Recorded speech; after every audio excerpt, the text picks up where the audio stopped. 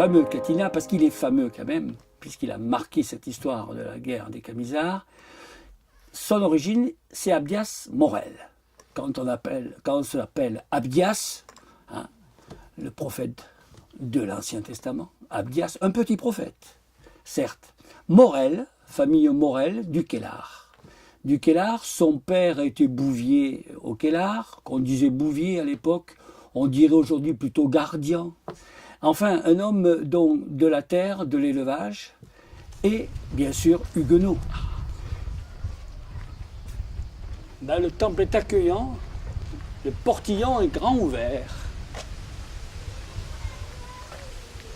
Ce village, son seigneur étant protestant, la famille de Bachy d'Aubé, la plupart des habitants ont pris la religion de leur seigneur et donc ont eu maille à partie avec le pouvoir absolu, notamment lors des guerres, y compris de Louis XIII, Richelieu, etc. Nous sommes en terre protestante. Comme tous les villages protestants, les temples ont été rasés à la révocation de l'édit de Nantes. Donc il faudra attendre 1818 pour qu'à nouveau la communauté protestante recrée ou reconstruit un temple. Nous sommes là devant ce temple dit aux livres. Il y en a 4 ou 5, je crois, dans le Gard. Mais ce qui fait sa caractéristique première, et à notre connaissance, il n'y en a que 2, voire 3 en France, si vous regardez bien, ce temple en fait est une tour. C'est une tour importante. Et bien sûr, les protestants l'ont fait plus haut que la tour de l'église. Une mention apparaît encore, on la devine, République française. Lors de la séparation de l'église et de l'État, la mairie, très engagée, a rappelé que dorénavant, cet édifice était communal.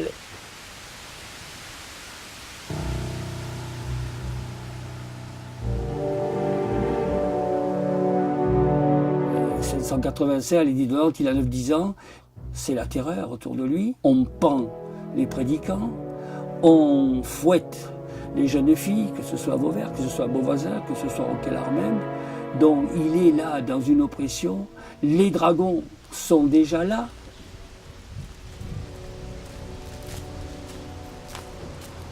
Après l'église, nous voilà arrivés devant le plus vieux bâtiment de la commune.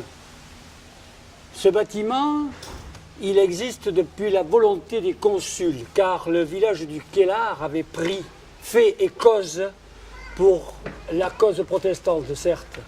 Donc, il est devenu, aujourd'hui la maison commune, après avoir été la caserne. La caserne des dragons, 1766. 11 ans, 12 ans même de travail pour la réaliser.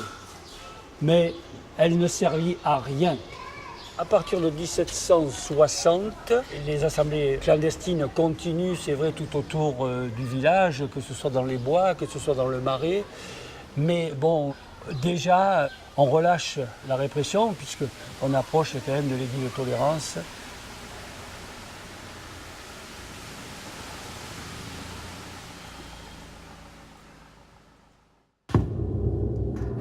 Après la mort de l'abbé du Sheila au pont de Montvert, nous allons ici, en Petite Camargue, dans le bas de Languedoc, avoir aussi le meurtre du baron de Saint-Côme. Et il fait partie des 7. Il fait partie des 7 Kellarins. Nous sommes devant le château de Montcalm. Et c'est derrière ce château, à la hauteur de son moulin, le moulin de Montcalm, que va commencer la guerre des Camisards dans la plaine. Car le 13 août 1702, Abdias Morel et ses amis Kellarins mettent à mort le baron de Saint-Côme. Ce Gaspard de Calvière est un apostat. Il a changé de religion et il mène la répression contre tous les jeunes camisards du secteur. Il a fait pendre de nombreux jeunes à Vauvert, il a fait fouetter des jeunes filles à Beauvoisin tout autour. Et donc, le 13 août 1702, Catinat passe à l'action et tue le baron de Saint-Côme. La guerre est ouverte. Abdias, et parmi cette génération-là, ils sont quand même réprimés comme tous, mais ils ne croient plus à Claude Brousson. Ils ne croient plus à cette résistance pacifique celle qu'a éminemment incarnée Claude Brousson. Cette jeunesse-là nous fait passer du moment du prédicant au moment du camisard. Et cette jeunesse-là pense à la violence, surtout des gens comme lui qui ont été initiés à la violence. Pour comprendre Catinat, il faut bien penser qu'il a été enrôlé. Il a servi les armées royales de Louis XIV. On nous dit même qu'il était présent à la bataille de Marseille. Il a servi dans les dragons.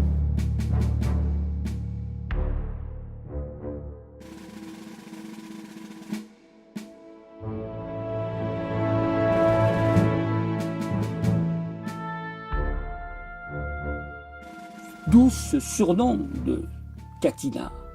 Catinat parce qu'il a servi le maréchal Nicolas de Catinat dans cette grande campagne en Italie.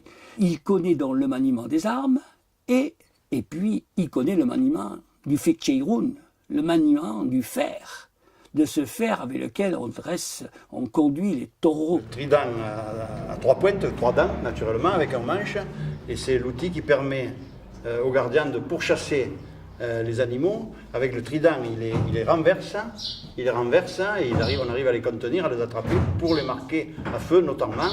Les outils de travail ont participé à l'armement du camisard. L'outil de travail ici, c'est le fichirou, le fer, les faux, les haches, et à gauche, bien sûr, pistolet, forcément, le pistolet et le mousquet, le fusil, puisque la plupart, que ce soit Ravanel, que ce soit Catinat, ce sont des anciens soldats, ils savent se servir de ces armes-là, forcément.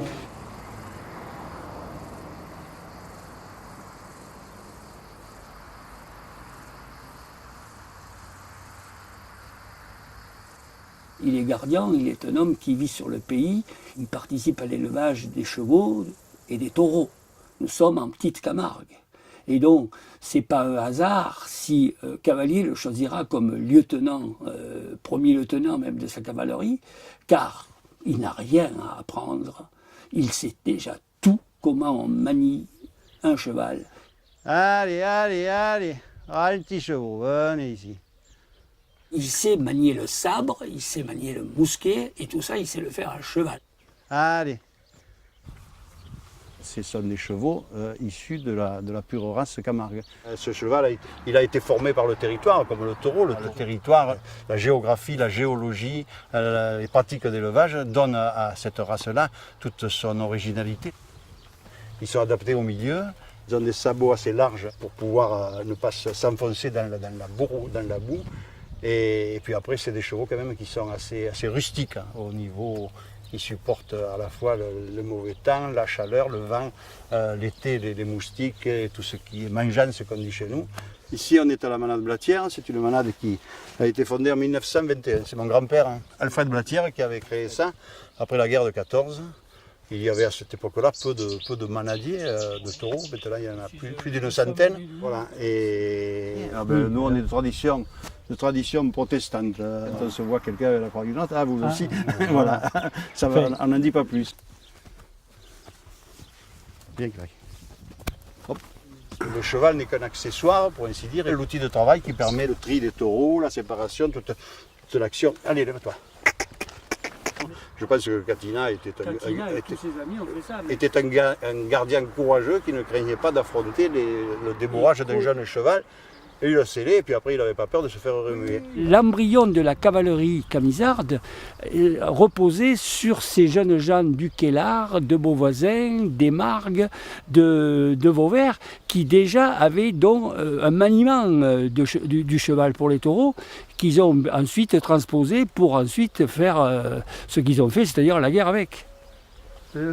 Encore fallait-il qu'ils soient engagés dans la démarche camisarde. Mais ils étaient tous, parles, c'était une jeunesse révoltée. Ouais. Bon, Catinat était un peu le catalyseur, si tu veux. Tous les autres, tu y vas, ben on y va, et tu amènes ton cheval. Et puis après, ils ont dû les débourrer, parce qu'ils volaient aussi des chevaux.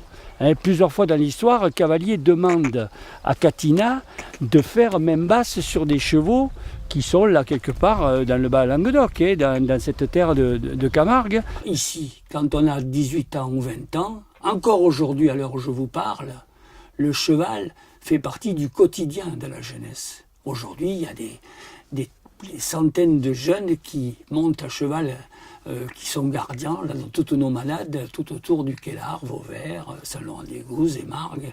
Ils n'ont rien inventé parce que déjà du temps de Catinat, on naissait sur un cheval.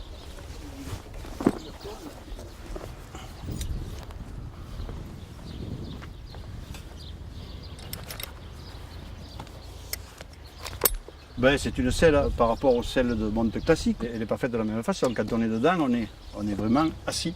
On est assis comme dans un fauteuil. On fait ça paraître un fauteuil, c'est pas un fauteuil, mais enfin, on a le dosseret qui vous tient par derrière et le pommeau aussi par devant. On est bien. Hein. On monte en bout de jambe un petit peu, on appuie sur les étriers, mais on est assis sur la selle, on n'est pas porté par les étriers. On a une main qui guide l'animal, qui guide le cheval. Et on a une main qui permet d'avoir soit le trident quand on est dans le travail. C'est la rapidité de ces chevaux. Ils sont d'une rapidité. Et ça, je crois que ça a dû surprendre les chevaux des armées royales. Ce type de cheval-là, lancé au grand galop, il va à une vitesse éclair et il surprend. Avec Ravanel, ils sont les deux lieutenants de cavaliers dont il va opérer dans le Bas-Languedoc. Puisque Joigny a son quartier, Roland a le sien, Castanet a le sien. De temps à autre, ils font des batailles en commun, mais les hauts faits d'armes, c'est dans le Bas-Languedoc. Physiquement, c'est un homme très imposant. Et c'est un homme qui devait faire peut-être 1m90, 95, très imposant. Un homme qui montait sur ses petits chevaux blancs. Vous imaginez, ça devait faire un peu étrange. Et puis d'une très grande cruauté. D'une très grande cruauté, puisqu'il disait même lui-même qu'il aurait tué de sa propre main plus de 200 catholiques. Il est féroce, c'est un homme féroce, farouche. Toute l'année 1703 et une grande partie de l'année 1704, il met le feu à toutes les églises du Bas-Languedoc. Œil pour œil, dent pour dent. Prima dedicado anno 1097. L'église de Saint-Étienne. On est là devant l'un des derniers témoignages de l'art languedocien du XIe siècle, avec ses deux pilastres et ses chapiteaux, dont église romane. Catinat, lui, l'a bien connu, tellement bien qu'il y a mis le feu en septembre 1703. Chez Catinat, le quotidien, c'est quoi? D'abord, il y a le chemin royal qui va de Nîmes là, à Montpellier. Et lui, il vit du côté de Vauvert, du côté du Quélard. De temps en temps, on dévalise, on tue, on prend des armes, on prend des uniformes, on prend tout ce qu'on peut, et puis on disparaît dans le Marais. Car la terre de Camargue est un désert.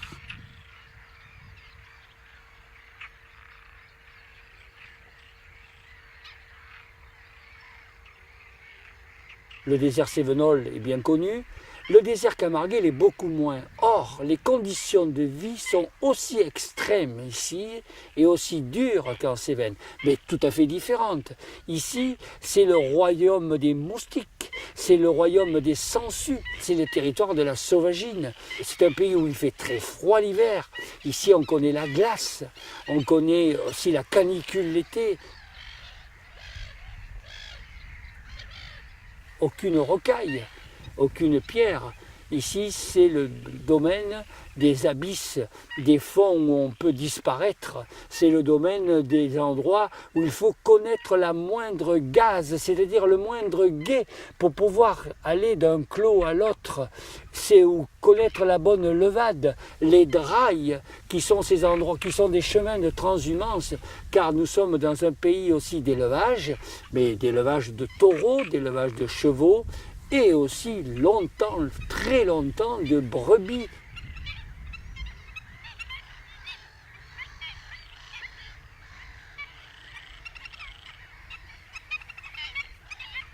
Imaginons là les camisards qui viennent s'y mettre en retrait au milieu de ces océans de roselières et qui, bien sûr, ne feront surtout pas de feu pour ne pas être vu par les dragons ou par les garnisons royales. L'habitat, bien sûr, est un habitat fait avec les moyens que vous voyez, c'est-à-dire les roseaux.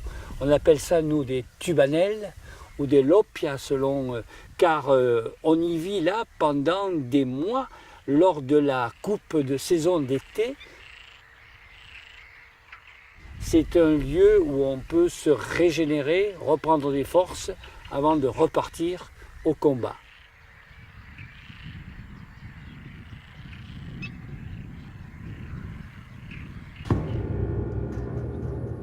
La rupture violente avec Cavalier. Cette rupture aura lieu après l'entrevue du maréchal de Villars avec Cavalier, bien sûr, au jardin des Récollets à Nîmes. Catinat a été un de ses agents de négociation, puisque Pont-Aven, c'est Catinat. Mais il voit bien que Cavalier joue seul. Et violemment, à Calvisson, lors de la grande trêve de Calvisson, là, certains historiens ont même dit qu'il y a un crachat, il lui crache à la figure. D'autres disent qu'ils en sont presque venus au sabre. En tout cas, c'est violent, il rompt, il n'a plus confiance. Septembre-octobre 1704, il quitte même le territoire, il part à Genève, il part en Suisse, et là, c'est un grand désastre pour lui. Lui, le Camarguais, se retrouver dans ce monde du refuge où, bon, il n'a pas les codes, il se sent pas du tout chez lui. Et il va quand même revenir, car c'est un jucaboutiste, il ne lâchera pas, hein. Malgré la mort de Laporte, comme Mazel, il reviendra en participant au fameux complot des enfants de Dieu.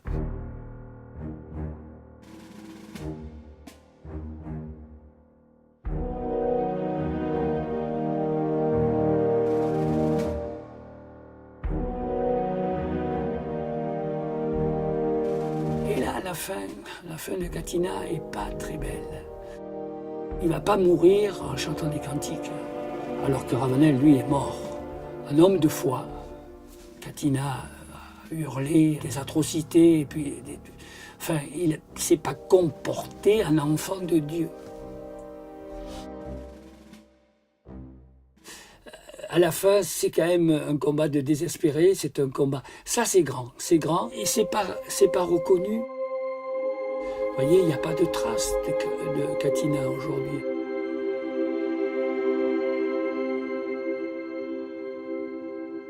On a parlé de Catinat comme ça, mais je ne sais pas si au musée du désert, on parle de Catinat.